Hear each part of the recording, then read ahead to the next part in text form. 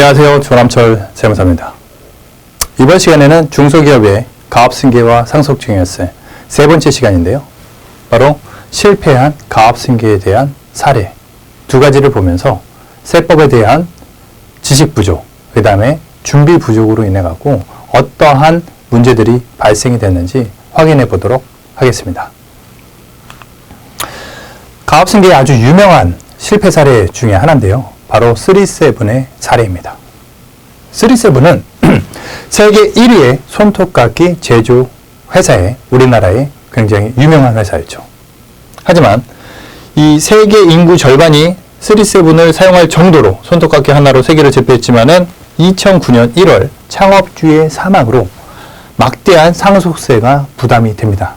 그런데 재산을 많이 물려받아서 세금을 많이 낸다고 하게 되면은 누가 뭐라 하겠습니까? 이거는 준비 부족으로 세금 재원을 마련하지 못했다라는 부분으로 인식을 할 수가 있겠는데요. 근데 3세븐의 사례는 알려둔 거와 다르게 좀 더 디테일한 세부 세법 규정이 숨어져 있는데요. 이 경우에는 뭐냐면은 세금 걱정을 사전에 했습니다. 아버님께서. 그래서 세금 걱정으로 사전 증여를 했다는 거죠. 그런데 증여하고 나서 2년 만에 돌아가신 거예요. 상속세를 계산할 때 사전 증여 재산에 대해서는 상속인에 대한 사전 증여 재산은 10년 동안 증여한 게 합산이 되고요. 상속인 유해이자에게 상속한 부분에, 증여한 부분에 대해서는 5년 동안 합산이 되게 되어 있습니다. 그런데 세금 걱정으로 사전 증여를 가족에게만 한 것이 아니라 가족과 임직원의 370억을 사전 증여했습니다. 그런데 5년 이내 가족은 10년 상속인이기 때문에 그 다음에 임직원은 상속인 이외이자이기 때문에 5년 합산인데 사전 증여를 했는데 5년 이내 사망을 해서 상속재산에 합산이 됐다는 거죠. 그래서 상속세 150억을 납부를 위해서 중해홀딩스의 지분을 매각을 했습니다. 자, 이 금액을 예를 들어 70억은 가족에게 상속이 됐고요. 그 다음에 임직원에게는 300억의 사전 증여를 했다고 하겠습니다. 그러면 임직원 300명에게 300억을 주식을 사전 증여했다. 그러면은 과세표준 1억까지는 10%의 세율이기 때문에 300억에 대해서 각각 300명이 한 명씩 1억이기 때문에 1억에 10% 1000만 원. 이게 300명이기 때문에 30억이라는 증여세가 발생이 됐을 것이고 각각 납부를 했겠죠. 30억이라는. 그런데 중요한 것은 5년 내에 사망을 했기 때문에 상속재산에 합산이 됐습니다. 기존에 아버님의 그 재산이 50억, 30억, 그 다음에 50억, 70억 이 구간 이미 50%의 구간에 있었는데 사전증여 재산 300억이 가산이 되다 보니까 아까 임직원에게 준 주식이 10%로 증여세 내고서 재산이 다 나갔다는 거죠. 그런데 가족들 입장에서는 상속재산에 임직원에게 사전증여 재산이 합산이 되기 때문에 기존 아버지 재산 30억 이상의 엎어진 부분에 대해서 50%의 세율로 재정산을 받았다는 거죠. 자, 50%의 세율, 아까 직원들은 10% 내고 주식을 가져갔죠. 그런데 상속재산에 대해서 50%로 재정산을 받다 보니까 40%의 세금, 아까 300억 주식에 대한 40% 세금을 추가적으로 가족들이 상속세를 부담을 했다는 거죠. 그 금액이 120억이 되겠죠. 결국 이 120억은 세금만 냈지 그 120억에 대한 재산에 대해서는 구경도 못했다는 거죠. 임직원들에게 2년 전에 사전증여를 했는데 갑자기 돌아가실 줄 모르고 갑자기 돌아가신 그 부분으로 인해 갖고 세금이 갑자기 많이 발생이 됐습니다. 그래서 세금을 감당하지 못해서 지분을 매각을 한 것이고요. 결국 세금을 납부하지 못해 갖고 회사를 매각했습니다. 절세를 위한 사전증여가 부메랑이 되어 돌아온 굉장히 좀 특이한 경우가 될 수가 있겠는데요. 아니, 증여를 하고 2년 만에 돌아가실 줄을 누가 알았겠습니까? 이거는 어떻게 보면은 제가 봤을 때는 운이 안 좋았다라고 볼 수 있는 부분이겠지만 사전 증여를 하는 것도 절세가 될 수 있지만 어떠한 이러한 리스크가 발생이 될 수 있구나라는 부분에서 교훈을 주는 사례라고 볼 수가 있겠습니다. 또 하나의 가압승계 실패 사례인데요. 대한전선이라는 회사입니다. 대한전선은 2004년 부친 설 원장 회장의 62세 갑작스러운 사망으로 상속재산이 3,340억의 상속재산이 발생됐는데 세금이 1,300억에 육박했습니다.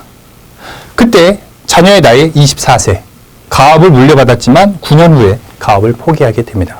있는 돈 다 까먹었겠죠. 이 62세라는 나이는 뭐 2004년이나 지금이나 젊은 나이입니다. 보통 상속을 준비하는 나이가 언제쯤 될까요? 60세 환갑이 넘으시고 거의 70 다 돼서야 조금 기력이 딸리실 때 이제 가업승계라든지 자녀에 대한 사전증여를 생각하시기 때문입니다. 60대 후반, 70대 돼야 이렇게 준비를 하시는데 지금 60대 초반에 쌩쌩한 나이이시기 때문에 상속에 대한 준비를 전혀 안 했다는 거죠. 결국 이 상속세에 대한 준비는 자녀에 대한 지분승계와 동일한 맥락으로 볼 수가 있겠습니다. 회사에 대한 지분승계를 사전에 증여를 할 수도 있고요. 돌아가실 때 가업상속공제를 받을 수도 있겠죠. 하지만 사후관리라든지 이 까다로운 요건 때문에 많이 신청을 안 하고는 있습니다. 그렇기 때문에 이 갑작스러운 사망으로 인해 갖고 상속세가 발생될지언정 이 강의를 보고 계신 실무자라든지 이 대표분들께서는 내가 이 나이인데 내가 뭘 준비를 해야 돼 라고 생각하실 수 있죠. 물론 시간이 10년, 20년, 30년이 남아있을 수 있습니다. 하지만 그렇지 않을 수 있는 그런 가능성에 대비하는 것이 유비무환의 자세 아니겠습니까? 여러분들 입장에서는 상속재산이 3천억까지는 안 될 수 있겠지만 우리 회사 매출이 300억이다 라고 하게 되면 기업 가치는 상속재산으로 300억이 잡힐 수가 있습니다. 그렇기 때문에 회사에 대한 기업 가치 300억의 50%, 150억 정도의 세금 재원, 국세청은 현금부터 받아갑니다. 그리고 상장 주식부터 받아갑니다. 그리고 부동산을 받아가고요. 비상장 주식은 맨 후순입니다. 정 받아갈 게 없으면 비상장 주식도 받아가긴 하겠지만 우선 돈 되는 것부터 받아간다는 거죠. 참고로 말씀을 드리면 삼성 이병철 회장과 유족이 낸 세금은 176억, 현대 정주영 회장 유족이 낸 세금은 300억입니다. 부친의 급작스러운 사망으로 세금만 또하고 가업을 포기했다는 이 교훈을 얻을 수가 있는데요. 물론 이병철 회장님이나 정주영 회장님은 준비를 사전에 대규모 전문 인력이 있기 때문에 준비를 잘 하셨겠죠. 그리고 참고적으로 말씀을 드리면은 지금 물론 이 법의 심판 중에 있기도 하지만은 이재용 부회장 같은 경우는 아버지로부터 60억을 사전증여 받고 세금을 16억을 냈습니다. 그리고 현재의 재산은 몇 조가 되어 있죠. 어떻게 그랬을까요?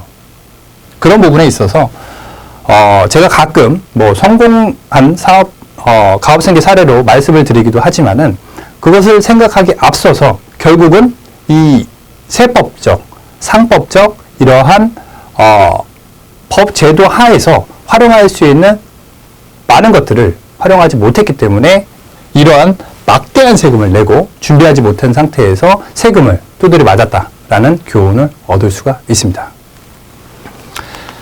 자, 결국 오늘 실패한 가업승계 사례를 통해 갖고 준비하지 못하거나 세법적 지식이 부족하다고 변명은 안 됩니다. 그대로 세금을 맞아야 되고요. 그 세금으로 인해 갖고 회사는 매각되거나 회사는 문을 닫거나 하는 일이 얼마든지 발생될 수 있다는 사실을 유념하시기 바랍니다. 오늘 강의는 여기서 마치도록 하겠습니다. 감사합니다.